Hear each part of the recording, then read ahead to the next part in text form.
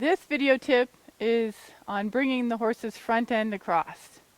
Our previous one was on untracking the hind, which is a prerequisite to this exercise.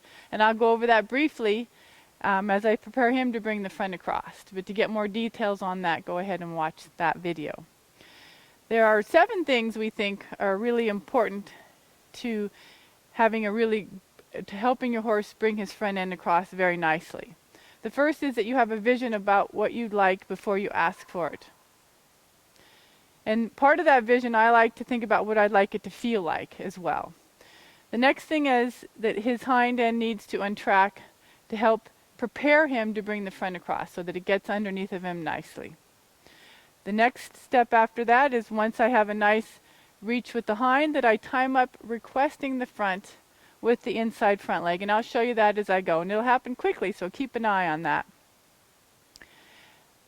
The next thing is, just as when you're riding him, don't stop moving your feet. You want to keep riding your horse. So when I go from disengaging the hind to bringing the front end across, I keep my feet moving. And I'm going to change from a driving of his hind to a supporting his front. So I'll actually invite him into my space so that he comes across in front of me, and then I can go ahead and send him. So that time I'm moving my feet, and that's very important. My horse needs to be responsive so that when I ask his front end to come across, that he's willing to do that easily without much effort on my part. The next thing is that I make sure that I keep this lead rope slack so that when he turns to go, he has room in this lead rope to look to the direction he's going without the lead rope getting tight and me keeping him from doing his best job. And the last thing is that this is a backwards movement. And with this exercise, when you disengage the hind, you're going to go ahead and ask him to plant his weight on the outside hind. If you have the front feet move around several steps, what makes it backwards is the inside hind will begin to step around the outside hind. That's what makes it a backwards movement. It's not that both hind feet back up. It's just that the one steps around the outside.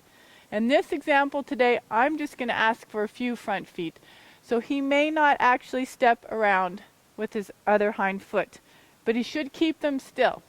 If they go ahead and walk forward, I won't make a big deal out of it. I'll just go ahead and ask him to step back and then continue bringing the front end across. Now on the feet part, the inside front that I'm timing up with, when I time up, what I'm visualizing is for that foot to step out and back. And then the next foot would be in the outside foot, but I'm going to change from one side to the other, but his outside foot in his turn will step across. And I will keep asking until I get both of those things. Okay? So I'm going to go through this pretty quickly. Okay. So I'm going to ask my horse to have a nice forward walk on this circle and that he's united. It's very important that he's straight and forward before I begin.